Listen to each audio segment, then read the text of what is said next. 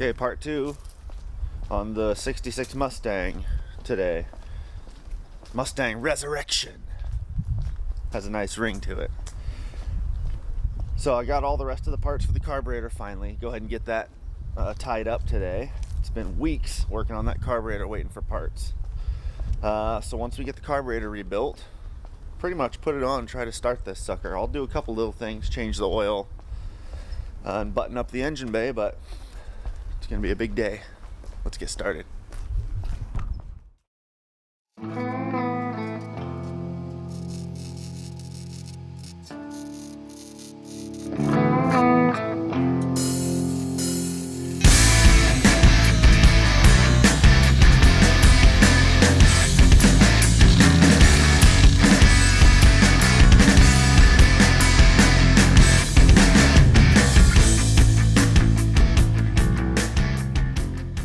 Alright, I got that carburetor disconnected.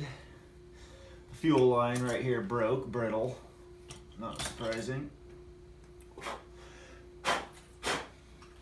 It's super duper clean. Look at how clean that is.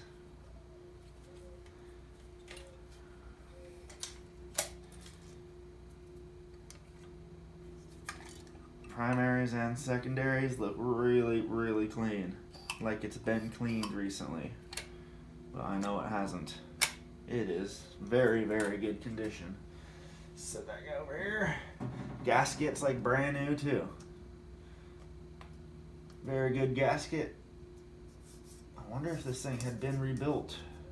She said no. The lady I bought it from said no. She parked it and it sat. Crazy. Alright, let me get this carburetor set up on a bench and we'll have a quick go through. So I am not the authority on Autolite 4100 carburetors, but I did run the numbers. It's got some numbers stamped in it over here. It's missing the tag that would normally go here, but I did run the numbers on it and looked it up, and it is the correct carburetor for a 66 A code Mustang, so that's great. That it is probably the original carburetor. If not the original, it is a correct carburetor for this year. So like I said, I'm no authority on these. I'm sure there's very detailed videos on YouTube if you want to rebuild the thing. Basically what I'm going to do is take the top off and see if it needs a rebuild. Everything else on the car so far has been in quite good condition considering. And just with a cursory view, aside from getting some shit out of it there, butterflies operate very, very smoothly, both primary and secondary. Seems to be in very good condition. So let's take the top off and we'll just see if it's going to need to be rebuilt or not.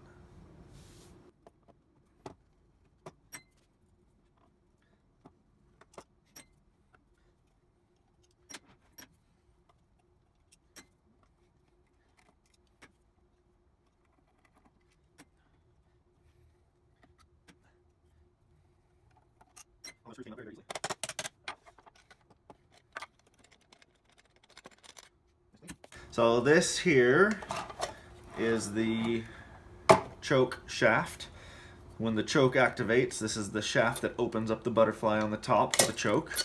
So this has a little linkage here that we have to disconnect. It's a little tiny cotter pin down there. Have to get off.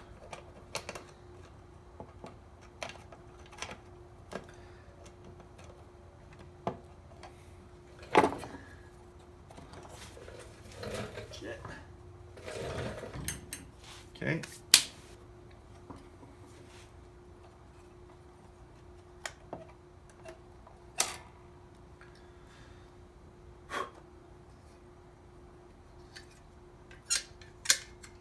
Very clean. Very, very clean.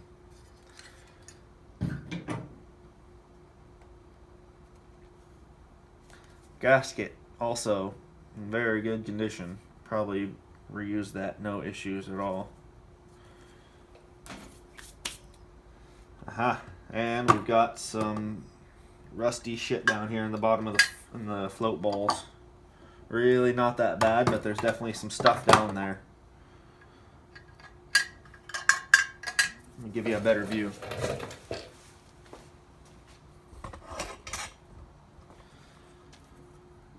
All that, some very fine, powdery, rusty crap in there.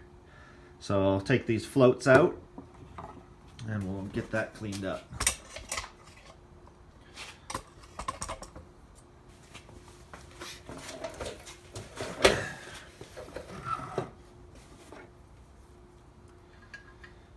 It should just pop right out. There's a little spring. Disconnect the spring. Yep, I just popped right out. Float looks to be in pretty good condition. Ah, we got a rattler. So that's not good. Yeah. Let's get the other one out.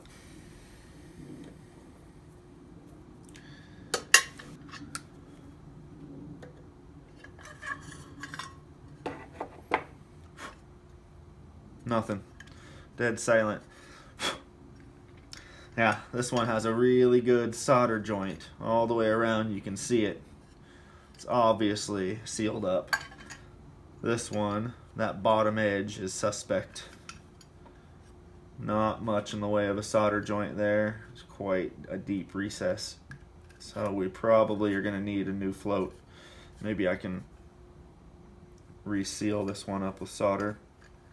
We'll test it either way and just make sure that it's no good. I mean, there's stuff in it. That's a bad sign. So, yeah, lots of stuff down there in these fuel bowls. It's very, very fine. Very, very fine. Powdery, powdery fineness. That's not really fuel deposits. Looks like just maybe rust from the fuel tank, or I don't know.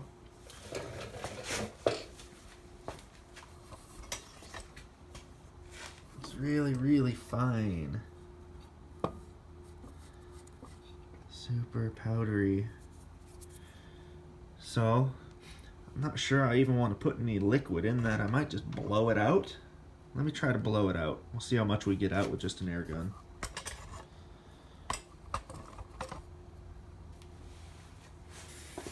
All right, cover your eyes. So I got the float bowls all cleaned out. Looks like brand new now, as you can see. Really nice. So I took the jets out also. Took the jets out and blew them out, made sure they're all clear. Everything looks really good. So I think what we'll do now is go ahead and put the floats back in. We'll set the float height and take it from there. I did test the floats and they both tested out fine, even though this one's got some schmutz in it. I don't know if you can hear that. It's got some bits rattling around inside of it. It does check out. It doesn't leak and it has the right weight, so that should be just fine for us. I did buy a replacement on eBay. I don't know if you'll be able to see that. This is the one I bought on eBay. Focus. There you go. This is the original. This is what I bought on eBay. It is an original float, but somebody has repaired it. The lighting's terrible, I'm sorry. You can see, if I can get the lighting right, this tab was resoldered on way too low. I didn't notice that on eBay. You can see this one. They're much taller. Look at that. So, that was a waste. Piece of shit. Anyways, this one checks out fine, so we should be good to go. So I'll go ahead and get these guys back installed. Like I said, I took the jets out on both sides and blew them out, made sure that they were okay. So we'll go ahead and get our floats reinstalled and get this thing put back together, and it should be alright. I don't see any reason why this sucker won't run now. It's good and clean.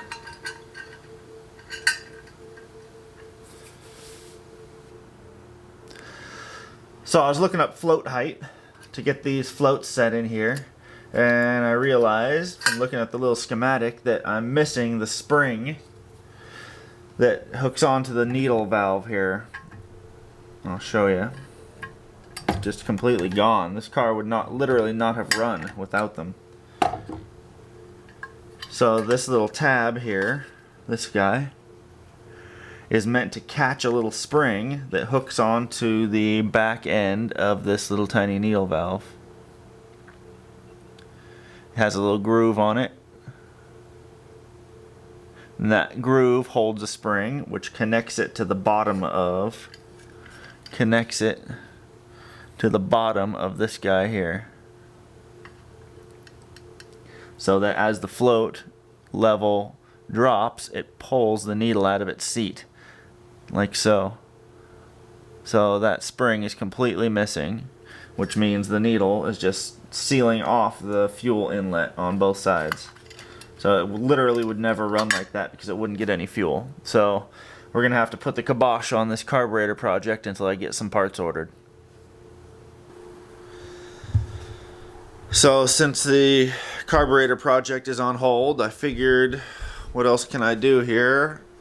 I started looking around, and look how just disgusting this engine bay is. So dirty. So I figured, let's get this thing outside and we'll get this engine bay cleaned up. I made a little carburetor block off plate, just a piece of plywood that I've bolted down. I put some rubber glove fingers over important things like the coil, fuel line. There's one over the breather hole right there, the valve cover. I put a whole rubber glove over the distributor. I took the cap and the rotor off and then just put a whole glove over the distributor. Gloves work perfect for this kind of thing. Just zip tie them on there so there's no water can get in past. The only other thing really that I'm kind of worried about is maybe the starter solenoid, but nah. Even if I got to replace it, look at it. Fine.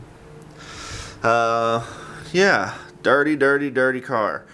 Couple observations. I didn't realize before that the heater core has been bypassed. I don't know how I didn't see that, but no heater core. So I don't know if the heater core itself is bad, or if the blower motor doesn't work, or what the story is. I haven't messed around with electronics very much. And the brake pedal goes straight to the floor. So I'm guessing that the master cylinder itself is probably toast. So we'll address that as well. But for now, I'm going to push this thing outside and we'll get some engine degreaser on the whole thing, and I've got a pressure washer. We'll give it a scrub and see if we can clean this up. So here's a good look at the before. Not great.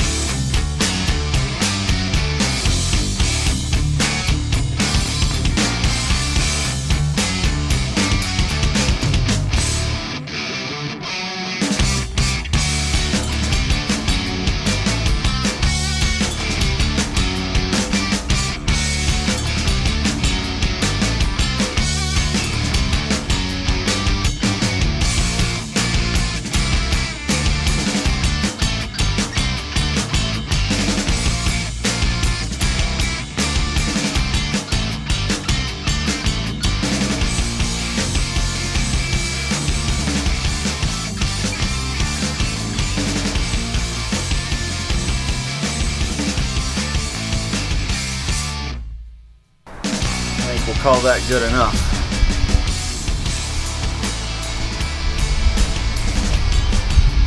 Let it sit for a few minutes while I set up the pressure washer.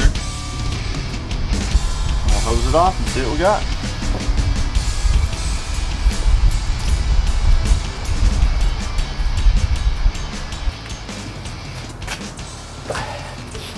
So, I have no footage whatsoever to show you as far as power washing the engine bay goes because the camera battery died. Total rookie move. I guess that's bound to happen as I figure this thing out. So I figured I would take this opportunity to kind of talk about the car and kind of what the goal is. What the hell are we doing here? With a car like this that's very original, my number one goal is to try to keep it original. It has no aftermarket parts on it at all that I'm aware of, and I would like to try to keep it that way. So some things do need to be replaced, but I'm going to try my best to use OEM Ford parts on that. It's important to me to try to keep it as original as possible. I don't want to fill this car up with a bunch of aftermarket junk, you know. The car does need some metal work, so we're going to have to use some aftermarket metal for obvious reasons. Patching the roof, passenger floor is pretty bad.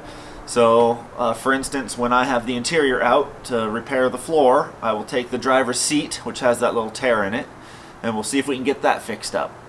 As opposed to just replacing the upholstery on it, try to just repair the little spot of damage. That kind of thing is going to be the goal. Like I said, the car does need some replacement parts, but I have already acquired quite a few of what I will be needing, factory OEM parts. Used, of course, but good original parts that we'll use on this car. Some of you keen-eyed observers may have noticed that there is actually some damage on the front of this car. It took a bump to the nose, which I don't think I talked about yet. It's really, really minor. Slightly bent bumper bracket. I think the bumper itself is fine still. So we'll get to that when we get to it, but it's really very, very minor. The front valance is pretty messed up, so I did get a new perfectly straight valance, original Ford part. So we'll pop that guy on as well. Like I said, the goal is to keep this sucker as original as possible, and essentially it's a preservation, not a restoration. I want to get it running and driving and stopping really good, everything functional and working, but not a full restoration. There is a big caveat to all this originality talk, and it's the elephant in the room, this red car behind me.